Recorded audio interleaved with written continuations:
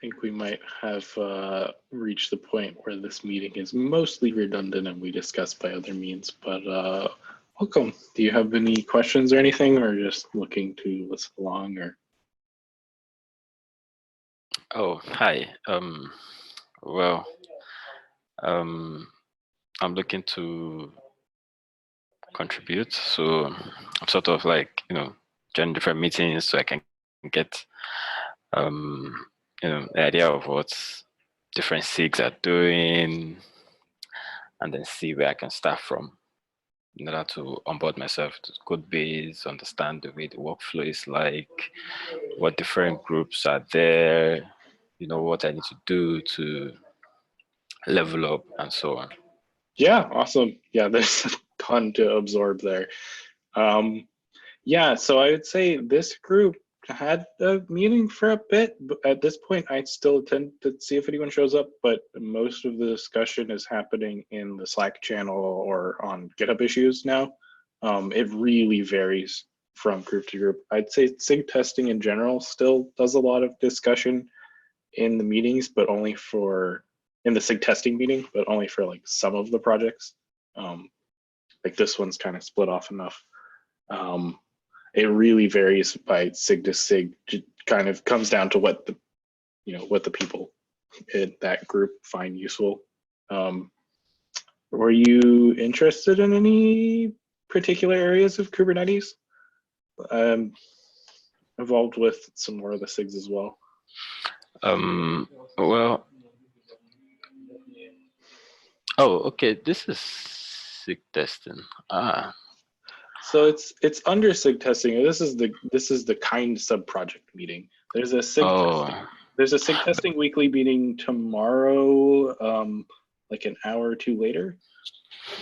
Yeah, because I was sort of wondering what is kind. What does it mean exactly in Kubernetes context? It's supposed to have the whole link somewhere in here, but it's sigs.k8s.io/kind, which will take you to the repo. And it's a tool for testing Kubernetes locally to like build it and run it in Docker containers and stuff. So it's like one of the sub projects. Oh, okay. Yep. And so this is the bi-weekly meeting for that sub project, which at this point is mostly redundant to discussing other places. So I think we're reaching the point where we might cancel it. It's like we're already like by the time we get to the meeting, we've already like discussed everything. So no wonder no one is almost showing up today. Yeah, and it was really hard. We have people kind of very global involved in this project, so we tried pretty hard to find a time that like technically everyone can attend, but it means it's a bad time for most people, because we needed like New Zealand and a couple of countries in Europe and America and a couple of time zones and stuff. So we're like, okay, this time Monday is a time that people can attend, that there isn't a SIG meeting somewhere else they need to go. But it means it's like early Monday for some people, or really late Monday, like 9 o'clock at night, or like, so we have. Yeah. It's like if you don't have to discuss it, you're not going to come because you don't. Yeah, not gonna. Yeah, time zone is a really tricky issue. Yeah. When you have a really global team. Yeah, that's been a real mixture of Kubernetes too. A couple of groups have like 2 meetings. One in like an APAC time zone and one in like a more America's time zone. Or some projects like this, they're just like, yeah, 10 or 11-ish on a weekday, we can probably technically swing everywhere, or 10, 11-ish Pacific. But I know for a lot of people, it's a pretty terrible time. But like, if you try to pick a better one, it's like, oh, well, there's some other meeting at this time. So this was like one of the only slots left. Is this the SIG Kubernetes SIG kind repo? Is it what is being used to test the whole of Kubernetes? No, it's being used for some of the testing. So we also spin up like actual cloud clusters. But at some point, all the cloud providers are moving out, and also like for some random contributor, it's not necessarily reasonable to say like, oh yeah, use this like hacky tool that makes a Google Cloud cluster, and oh by the way, you're going to need to pay for that. So it's like this, you can run the same in like some random CI or on your laptop, but like it's a little bit lower fidelity right now, and it doesn't have like the cloud aspects. So like storage is not really fleshed out right now, or like ingress and load balancer is still kind of work in progress, but you can test a lot of the core things like creating a pod and deleting a pod and like using kubectl. And so we can run a lot of the tests. And we're working on being able to run more. So like it passes conformance right now, for example. But it's not like everything. Some people use it for like local development, kind of like Minikube.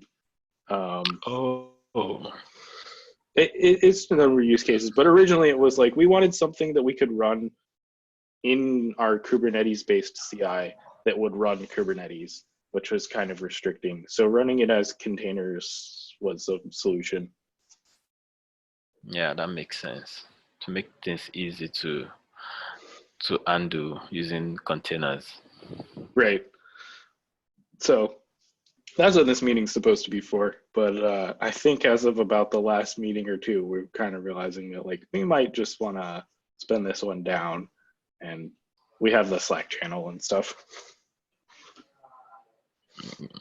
Yeah. But if you're interested in reading to Kubernetes in general, I would definitely say attend some SLIC meetings, maybe the community meeting, and get a feel for where those groups are headed, and see if there's any efforts that they have interest you. They all also, it's kind of just a lot of sprawl. There's so many projects that like, you know, for each one, you're going to have to find like where are they actually tracking their work.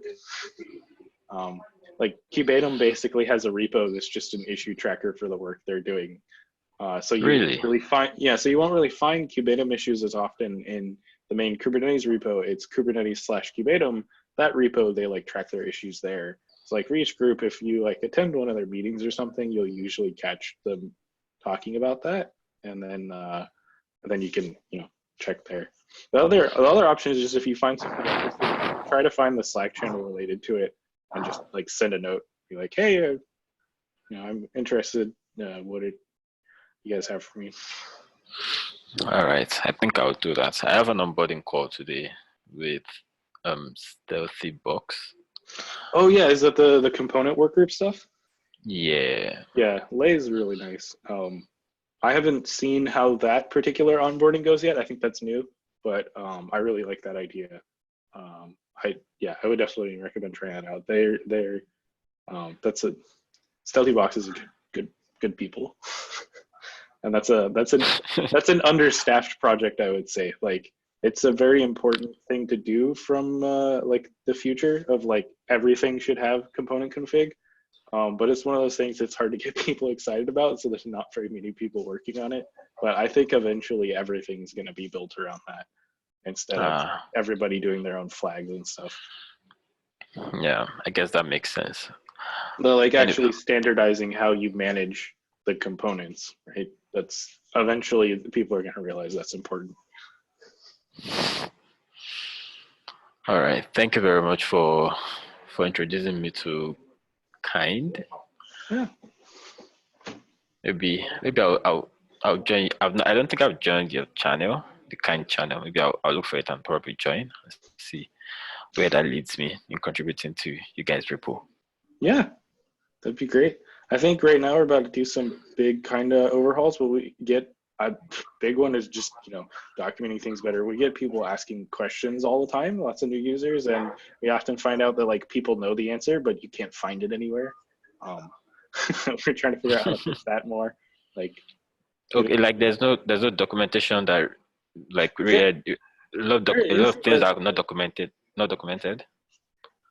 Yeah, it's just like every, you know, we try to document a lot, but then there winds up being some edge case or something that's like, oh yeah, that doesn't work, and like it's not, or like I don't know, maybe there's some way of using it. Even just figuring out how to organize all of it. Like we're realizing we have this quick start guide and it kind of covers everything under the sun, and people just keep adding stuff. We're like, okay, but this isn't going to be quick anymore. Like we're gonna break it up somehow. You know, a lot of projects, that's an easy way to get started. They tend to overlook docs, and they're usually not too hard to, contribute some improvements to. And then that also kind of gets you to like an overview. I think it's a good way. Another way is like just looking for some like small bug, because it's like, with the bigger changes, then they want like, discuss how they're going to do it and stuff. And that takes time. But like the smaller ones, usually it's kind of more obvious and like you can just fix it and they'll accept it, get you started. Yeah, that makes sense. We've been in kind of a bad place like that. I keep trying to open issues that are like, look, this is a nice small bug to get started, and they just get like pounced on immediately by a couple of people. It's like, okay, but you've already sent some PRs, so like leave some for the new people. So I haven't figured out how to solve that one yet. I've been discussing, I think that's a problem throughout the project. We have some people that are like, they're not super experienced yet, they're also not new. They still tend to do like, they're watching for the like new contributor issues and they just like do them immediately. So we like never have any open. So I would say that like for some projects looking for those will help, but for a lot of other projects, just kind of like reaching out and talking to the people who are working on them will like get you a lot further. The name of the channel is called Kind, right? Yes. Okay, yeah, found it. Yeah. Yeah, and there should be a channel for the component work group if you're going to that onboarding. Yeah, component standard, yes. Yeah.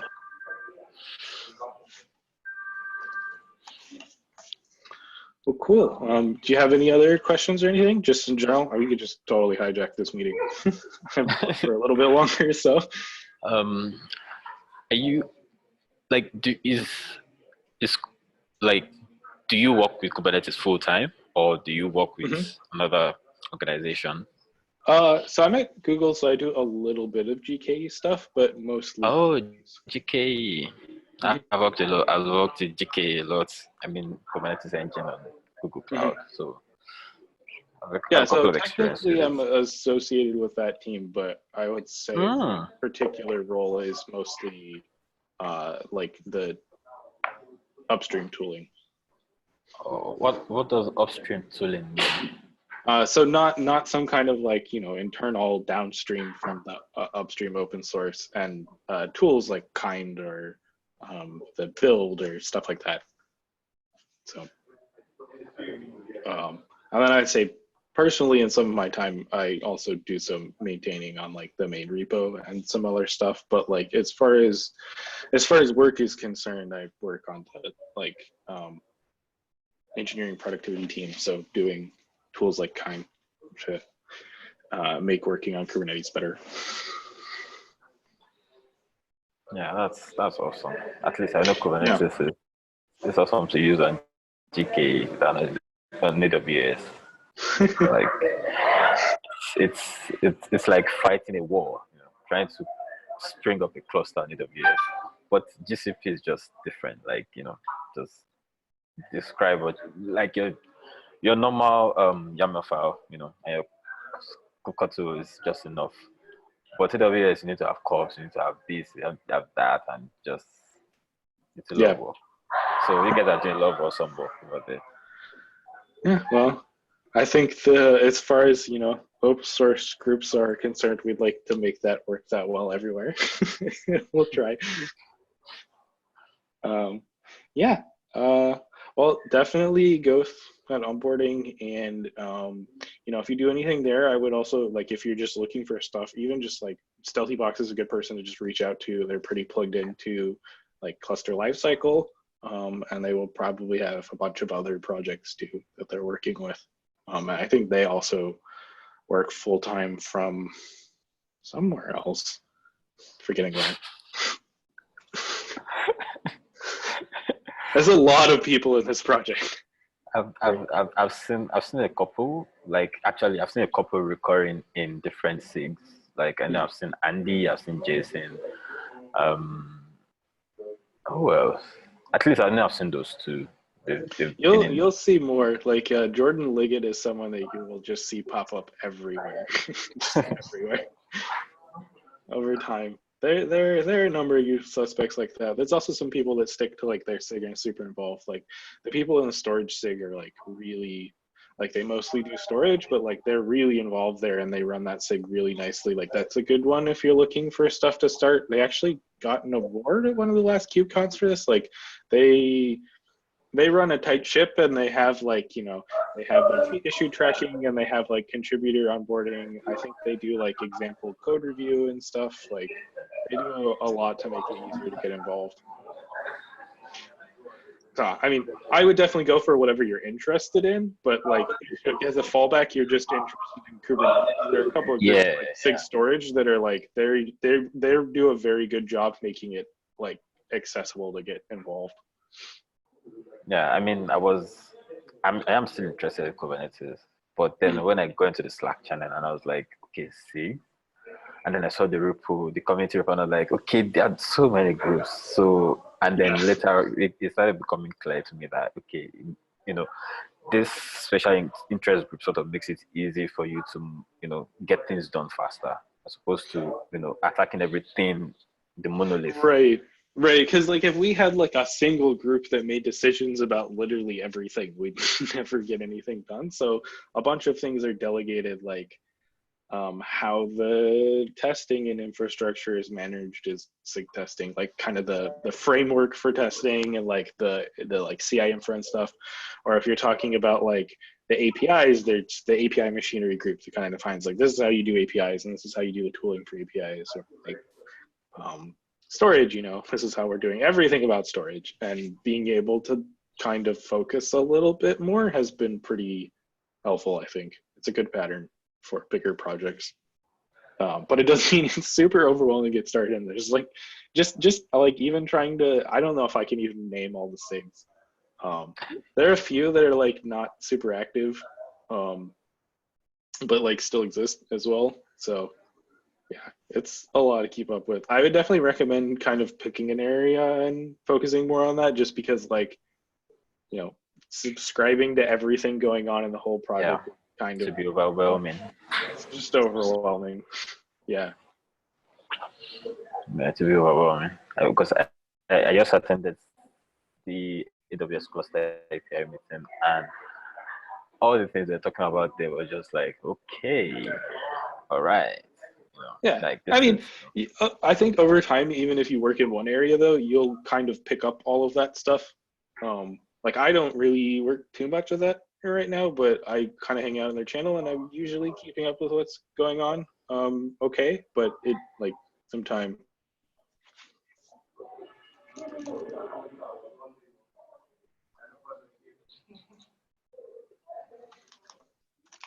Sorry, just answering a question.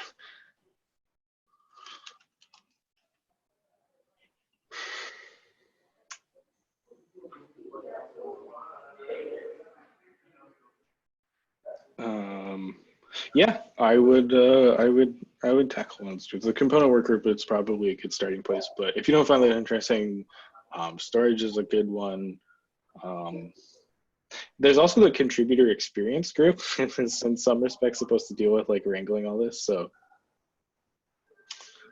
hi James, just chatting with Idris here about like working in Kubernetes. I think this meeting is kind of like dead mostly. It's at a terrible but technically possible time for almost everyone, and we discuss almost everything else elsewhere. So I think mostly the attendance is about 0 now. Sorry, I had to pop out at 7 and then I've just walked in the door and sat back down again, but yeah, thought that might be the case. I didn't see that chat in the channel, so. I will say the one on topic thing, Ignite is cool. Yeah, I saw that. We should make it possible to use that. That sounds cool. Yeah, I've not played with it yet, but I saw your tweet. I mean, it's got some rough spots. Like you have to be root to invoke it right now because it uses mount. But also, it's missing like exec. I might go implement that. But basically, you do have to pick like a VM size and stuff, but it imports a kernel using a Docker image and it imports your Docker image. And if your Docker image is based around running in a init system like systemd, that just works. and Yeah. they start pretty fast. I think not as fast as advertising. You don't get firecracker speed because it actually like creates a Docker container and then like steals the file system from that. Basically, it looks like. Oh, to use that.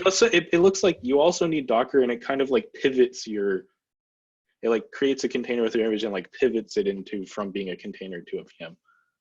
Yeah. Shares the root file system or something. Yeah, something like that. And it looks like it even does some stuff with the networking. I'm totally sorry. But anyhow, doing that, you can just kind of take your image and run it. And I timed starting their Ubuntu image at something like 8 seconds once you have it pulled. So that's, yeah, and this is not on the beefiest machine. This is like some spare box at home. So it's still like a reasonable speed, and like we don't need to make like some weird VM image format or anything like that. And most of the command line kind of looks like Docker-ish. So there you go. I think the biggest thing that's going to be awkward is we're going to have some node fields that don't work between the two. Like you can't have extra mounts. There are no mounts. Firecracker's security design, the only kind of storage you can have at all besides the VM's disk is you can mount block devices. So you can like have like some dev SDA2 mounted to it if you want that, but otherwise they don't support any sort of like bind mount or anything like that. Yeah, you'd have to build all of that yourself basically from a block device and then dropping privileges and yeah. So like I don't think anybody's going to support that. I think that's probably okay, but it does mean we already have a field that like just won't work. I think we can just try to document that and have it validate it. The other thing will be you'll need a way to specify the resources for the node, which won't make sense for Docker, like the disk size. But we can figure that out. That doesn't seem like a killer problem. yeah, we can have a play, see what we can do. And if you're on a machine where you KVM is not a problem, this gives you much better like isolation. Like stuff like pod security policies should work, or like memory limits. Yeah, I didn't even think of that. Yeah, because I mean you are running VMs then, so you do get a lot more. Right, and we can also do stuff like test with random kernels easily, because the kernel is it pulls in a separate image with like the kernel. So you can just tell it like use this kernel image. So it should be a lot more straightforward to be like, what if we ran Kubernetes with like Linux 5? Yeah, nice. So cool stuff. We're also making some progress on getting more tests running under Kine and running into, I have a list I sent Aaron. There's a bunch of just things in the Kubernetes UE tests. Let's see. So some tests blindly just decide to SSH to nodes without checking if that's possible. So that doesn't work. There's some tests that check if they can SSH, and the check is basically just, is the provider in a whitelist? So like, is it GCE? And by that, I mean the flag you pass to the test code, which changes the test behavior. So that's never going to work because, yeah, we're not. So we might have to change that. There's some stuff that uses a host exec pod instead with like NSEnter and privileged and stuff, but then they're invoking sudo on the host for some reason. I want to understand why they're doing that and then possibly remove it or make it optional instead of installing sudo in Kine, because like you're becoming root. Why do you need to use, like, you are root? What are you using sudo for? So there's that. There's some hard-coded code that says control plane nodes, which we want to collect metrics from them or something like that. They will assume that the way you detect that is, does the node name end in master? And there's like 2 or 3 different implementations of that check that are varying levels of wrong. And of course, our nodes don't. So it doesn't think the master is registered because we don't call it that, because no one's supposed to be using that name anymore. We're calling it the control plane because that's what it is. Oh, if you use a CRI that's not Docker, there are some tests for runtime class, and they just assume that you're going to have this like test handler runtime class registered ahead of time in your like container deconfig or whatever. If you run Docker, they just magically just use the default Docker one instead and pass, so it's like effectively a skip. But if anybody's shipping Kubernetes not with Docker, like us, then these tests are going to fail unless you provisioned your cluster with this like no-op runtime class configured. So we need to decide what to do with that. There was also the assumption that all clusters have the dashboard installed, except GKE, which had a special skip. I changed that to a feature test, so that's fixed. And then pod security policy, I think, genuinely does not work, which is unfortunate. I'm not sure if we can fix that without like Ignite or whatever. So we might just have to not run pod security policy tests. But I think other than that, if it's not a like GC specific test or like load balancer or something, load balancer ingress, I think we can actually get the rest of the pre-submit tests from Kubernetes running. We're just going to need to do something about all that SSH access. What is the problem with pod security policy? Because isn't that done at the API level? Yeah, I think the problem is that you can't enforce it properly once you're in that levels of nesting. But I thought the only thing account of it was like the controller manager, or am I wrong? Well, no, I mean, so when you create the pod, you need to like enforce like AppArmor or something like that, or like SE Linux, and that gets weird and also dependent on the host, which again would not be a problem with, like we could definitely work around that and make sure it works right with like Ignite, but with actual containers, I'm not sure if we can do like AppArmor enforcement in a like third level down container or whatever. And then the SSH thing we've got to do something about. So there's a bunch of code in Kubernetes where the E2E test binary will like SSH to nodes. We can either see if we can get everything to use host exec pods instead, or we need to somehow give it access. We could just install SSH servers, but then the problem is like networking. It's assuming, you know, port 22 on every node. So on Mac, that's not going to work. We can't expose the same port on every node. What we could do instead maybe is, I was thinking, so it does shell out to SSH. We can have a mode in the kind binary where if $0 is SSH, it mimics the SSH CLI for invoking commands, but uses like Docker exec under the hood. And then we can have like kubetest or whatever put a symlink to kind called SSH in path before it invokes the tests. And then when they try to SSH, they'll actually just like Docker exec.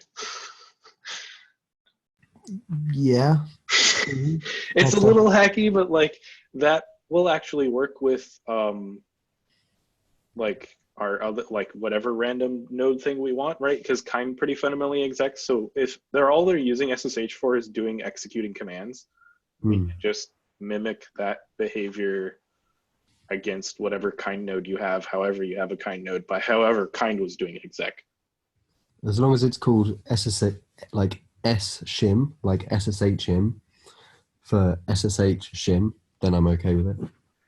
Well, so I think it's actually going to do like SSH unless we're super invasive in the code. I mean, we could also tell it to like run some command instead, but we'd probably want it to be a subcommand. So I was just thinking, instead of making it a subcommand and then doing some awkward thing to allow you to specify like multiple argv components for the e2e.test, we could just set up a kind binary that does that. Because one way or another, you're going to have to pass something to the test code that says, hey, use this alternate mechanism. You can do that without any changes today if you just edit path and you put something else in path with higher precedence. So we already do that to make sure like it uses the right kubectl. We could do that to make sure it uses the right SSH. I think that's the approach. If we get that working, that should unblock like a whole bunch of storage tests working. And then we might make it a blocking pre-submit. And I'm scheduled tomorrow at a horrible time your time. It's like 2 here in the afternoon. I think that's like the middle of the night there. There's the SIG release meeting. We're going to discuss moving it into the release blocking dashboard. It's been stable for a number of releases, and we now have the only IPv6 CI, and Antonio's trying to move it to like beta or alpha support, I think, or beta or GA for IPv6. It's either still alpha or beta, and they want CI, so like let's get that release blocking. Yeah, That's really cool. so this is good, but getting all the E2E tests working right is gonna be fun. We're gonna have to do some version of that SSH hack one way or another, because there's a lot of code that wants to go and ensure that things look right from the host side. And it's kind of hard. I realize like some of them actually kind of can't. One of them is mount propagation, right? So you can have mounts propagate to the host and the node and the pod, or you can have them only propagate down, or vice versa. So there's some code that needs to like go check from the host, like, can it see these mounts or not? And like kind of fundamentally the behavior is defined by if the host can see them. So I don't even know if you could sanely pull that off with a host exec pod. I think you kind of just need SSH or equivalent. So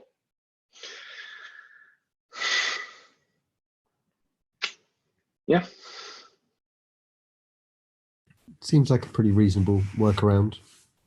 Yeah, the only thing I don't like is that for basically all of them I can think of, you do need to do something when running the tests. Like we're probably going to need to provide this for you, like whether it's kubetest or whatever, you're going to need something that does some setup magic. It would almost be nice if the E2E test did it itself, but I don't really like the idea of the E2E test code being kind aware. Like we could add kind as a provider and we could just say, yeah, no, SSH is now actually like Docker exec, but then A, that makes the test code awkwardly aware of kind existing. And B, it means that like, say we went and coded it there, whenever we add Ignite or something, it's like, oh, not Docker exec, Ignite exec or whatever. So it's like, we almost might as well just kind of like write the little SSH shim, since we already used SSH some command all over the place. And I think it's pretty feasible because it's passing either the IP or the node name. And we know that the container IP is a container and the node name is a node name. The only other thing I could think of is like you install kind and it always installs this SSH shim. And if it doesn't look like a kind IP or node name, we like pass it to real SSH, but that sounds horrible. Like we're going to break people's systems. So I mean, if it's just magically set up during the test, that's probably fine. If you went the provider route and then added like SSH basically means kind exec, and then you basically end up having to add kind exec as a feature, but that seems more like kosher to the way things normally run. The only thing is we've been rejecting adding providers because we're like you should not be baking in providers. It should just be the like skeleton provider that does nothing, and you should just either have access to these things or not. But one of the things is, does your node have like SSH keys and can it SSH? So yeah, because for basically everything else, it actually genuinely doesn't need to be aware. Or like conformance testing, which can't do SSH. Like, don't do that. So I don't know. We should probably discuss with someone the provider route, but I've even kind of suggested against people adding more providers to like hack how like logging happens or something. It's like we should just fix that and make it an option, and like we should not keep like, oh, now we need like EKS provider or whatever. Like that, I think long term it's not super sustainable for Kubernetes to have like every provider in the E2E code. Well, I'm not sure where that went though. That might be an option, but I feel like even then we're basically going to wind up implementing, in order for their code to be sane, it's going to have to implement something that more or less looks like the SSH command anyhow. So it might be simplest to just, drop a fake SSH in path when we run the tests.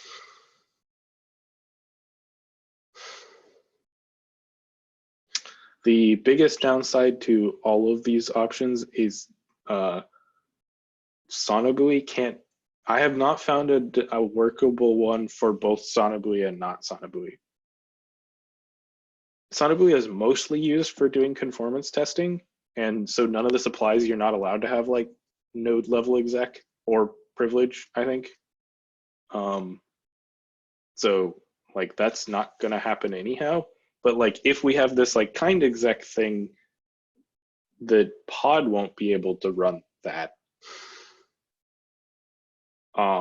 And we could like maybe actually run SSH servers and set up keys and all this stuff, but we wouldn't be able to expose them in a way that worked from outside on some systems. I'm not sure if we can do it at all, let's say like also like Ignite or whatever. So I think the kind exec is probably the sanest from a maintenance perspective, whether or not it's kind exec and the provider knows it or it's just fake SSH. Those are both pretty maintainable, but they also don't work from Sonobuoy, which I don't like. I feel like it's more important to get some CI up and running with these tests in some way though than like boil the ocean on that. We can always come back and do something else later. And like I said, the things that need this are banned from conformance anyhow, because you cannot require that the test has to have access to the node directly. That's never going to happen. So as long as that doesn't happen, as long as we can run it somehow, we're really only doing this for Kubernetes CI. That's the other thing. Like the only time you will need this crazy SSH exec thing or whatever is like you're running some Kubernetes E2E tests. We could also expose it as some kind exec command if we want for end users, but like same thing. Like you really shouldn't need to do that. You should just use Kubernetes for your app or whatever. It's pretty much specifically Kubernetes E2E testing that's like, how do I make sure Kubernetes itself is working? I need to go poke it. And to poke it, you need to get out of the pod and onto the host and stuff. So the one remaining one is we might be able to force everything to use those host exec pod things everywhere with like NSEnter hacks to like get out onto the host. And then I guess chroot as well. But I'm not sure if that is viable for everything. And it might also not perform super well, having to like always pods. I'm not sure. But if you have any ideas for that, that is probably our biggest blocker. We have some PR where we've made kind run the equivalent to the normal E2E pre-submit as far as like focus and skip. And most of the tests that are failing due to the trying to exec with SSH. So storage is the other one. We need dynamic PVs. Probably something like Rancher localhost path, but a little bit more robust and multi-arch. I don't know if we want literally that or something else, but I'm guessing, you know, Cert Manager hasn't needed that, but a lot of other stuff kind of breaks down when it can't make volume claims. Yeah, we don't really use volumes at all, so it doesn't come up. Everything's stored in the API. Yeah. Right. So we haven't really run into dynamic like PV support problems, but yeah. For I'm CI. seeing like people that try to install Helm chart have this for like the using kind for testing other things purposes. And for some Kubernetes CI testing, it's kind of similar. It's like, okay, make a generic PV and then do some stuff. And it's like, well, right now that default storage class is just the K8s.io host path, which is really not good enough for that. So we might want to solve that one going forward. And that may get more confusing with other platforms. I think we probably want to stick to something that vaguely winds up mapping to like, you know, approximately an empty dir or a host path later. So probably the Rancher thing is at least the right general direction. But like currently we couldn't adopt it by default because it's not multi-arch. I'm not sure if there's anything else that we want or need there, but we probably want to explore something for that, because I think this is one of the remaining areas. Like, well, now that you have port forwarding and stuff, it's possible, I think, to even get like a load balancer installed, at least on Linux, and that sort of thing. But you're kind of still fairly out of luck for storage. I think that's one of the few areas that really just doesn't work. That and pod security policy, anything that relies heavily on isolation is still sort of problematic, but Ignite may give us an option that we can offer for that. For like, it's still cheap and local and lightweight, but like now you need KVM in this Ignite binary thing, and it's a little bit slower, but shouldn't be drastically more heavyweight. And if you really need to test one of those things, it should work.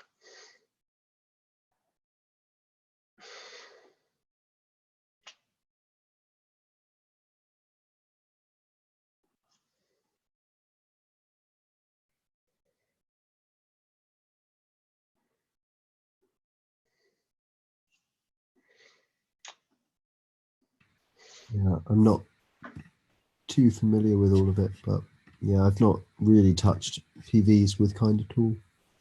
Yeah, it's kind of possible today, but it's not great. At some point, we probably need to figure that out, but I think that's going to be a little bit further down the line past other cleanup stuff. Like, we really, I have mandated this quarter, we're going to have unit tests. I'm going to decouple Docker from most of the packages, not because of Ignite, but it will also help us do that kind of thing. But because we need to have the ability to like isolate this provisioning logic talks to a fake node and let's unit test it, that kind of thing. Right now, our unit test coverage is something like 0. Which was fine when Kind didn't have many options and we end-to-end tested Kubernetes, but as we keep adding like port passing and whatever, we don't really have any coverage of that in CI at all. So my big plan currently is like make it unit testable. As that happens, try to make like Podman and Ignite and stuff feasible / implement them. And then later we will want storage. And otherwise I'm trying to tackle like the original mandate of testing Kubernetes. Let's get more of that working, right? So the SSH thing, I think.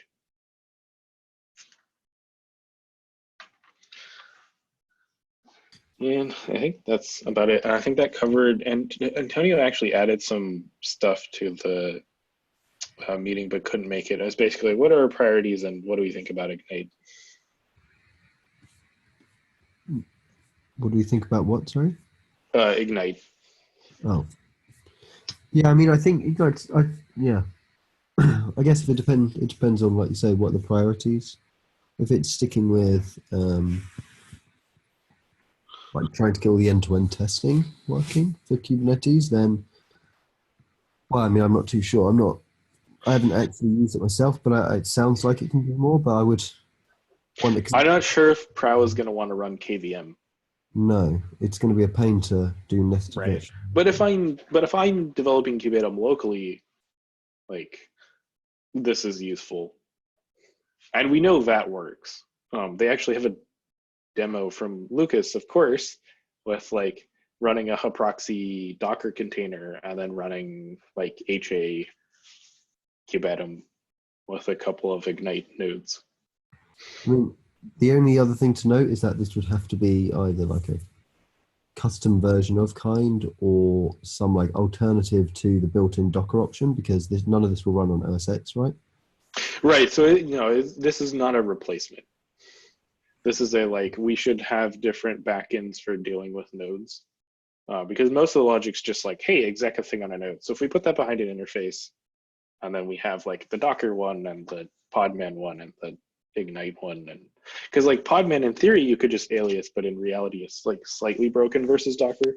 Like their command line tries to be the same CLI, but it's not exact. So we're gonna wind up dealing with some, little incompatibilities. So while we're at it, we can just have other Docker-like things. So like we probably wouldn't add like a GCE driver, but kind of similar to like Minikube has VM drivers, we can kind of have, I don't know, node providers or something. I'm not really sure what to call it yet, but that name seems okay, a little clunky, but accurate. And like Docker would definitely be default everywhere and not change behavior, but like there should be some way to opt into like that. I think we might even do defaulting where like where the command line code should like auto detect what's available and have a ranking of like, well, kind was built with Docker originally, so stick to that as default. But like if you don't have Docker at all, then like we'll look for Podman or something, I don't know, and Ignite, and then have some kind of explicit way to force an environment variable or flag or something like actually use this one for kind, to like set which provider, and then because like actually that one for the foreseeable-ish future, if you have Ignite, you also have Docker. You have to. So we could have some kind of opt-in mechanism to switch to like one of the alternate ones. And then like for Kubernetes CI, we'll probably mostly stick to it, but most of the code should be the same. Stuff like running Kubeatum and init and whatnot is gonna be the same. Most of that code already doesn't know about Docker directly. It uses this like node object to do like get files from it and write files to it and exec commands and that sort of thing. So the main blocker is actually that Ignite doesn't have a good interface for execing right now. It has good interactive commands, but I'm gonna probably like PR like Ignite exec, and then we can just almost one-to-one map what we're doing with Docker, but we'll need some bit of logic to like look at the config.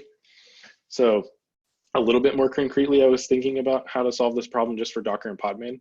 And I think and then now Ignite, I think the same thing to do is to have the provider have a command that's like, do the initial provisioning of this config.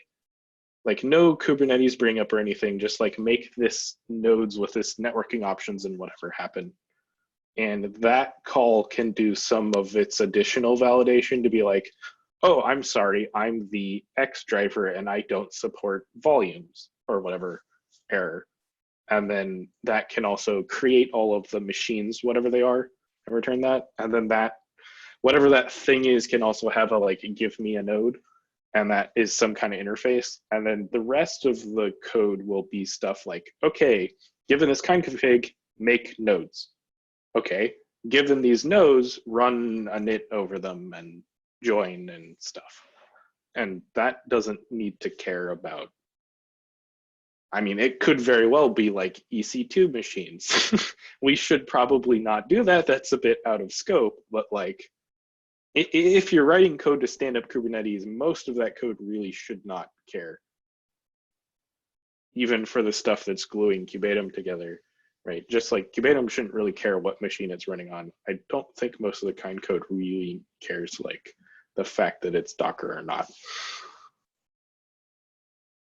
Most of that stuff happens just when we stand up the machine and then how you talk to it. And we've even implemented most of the how you do stuff against it. The helper functions are actually just using exec. Like if you read a file, it's cat. If you write a file, I think it's also cat. If you read a bunch of files, it's tar. Like we can probably pare down the actual node interface to basically like exec almost entirely is the only thing we really need. And then you need some way to like create nodes from a spec. So we should also, while we're doing that, fix the problem you brought up about like people are using the internal API version. I'm kind of leaning towards we should just eliminate it and code should just use the latest API version everywhere. I'm not convinced that the internal one helps us. I think the main reason you have the internal one is for like round tripping back. I mean, if you otherwise only ever use, it's for converting between the others. That's the whole point. So, yeah, you can have all of the packages utilize the latest API version, but if they do and someone provides an older version, you need some way to convert to v3 or like the new one from the Right. old one. Couldn't we just write that against the latest version though?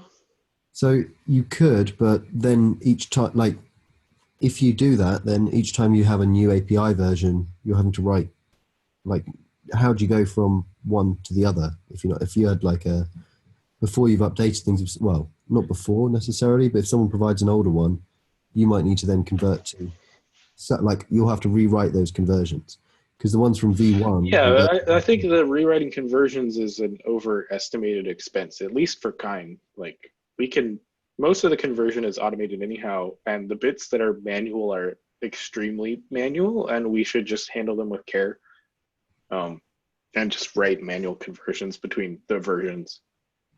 I could see where maybe this doesn't scale for Kubernetes, but I think for Kind that isn't a super strong argument. And as far as I can tell, that seems to be the only argument, right? Is that you want to avoid rewriting conversions. That's the only reason for the internal.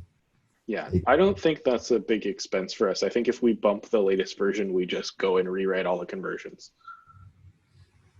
The API surface is not that big, and we don't maintain that many versions. Yeah, I think the big difference for say Kubernetes is that you have to be able to write, like you have to be able to serve any version that the client requests. So I can go and ask for a really old API version of an object that's new, whereas Kind, you're not really going to get that because Kind isn't going to be used to convert. Right, but even if you had that, you could do a tripping between those two versions. You just have to have them implemented.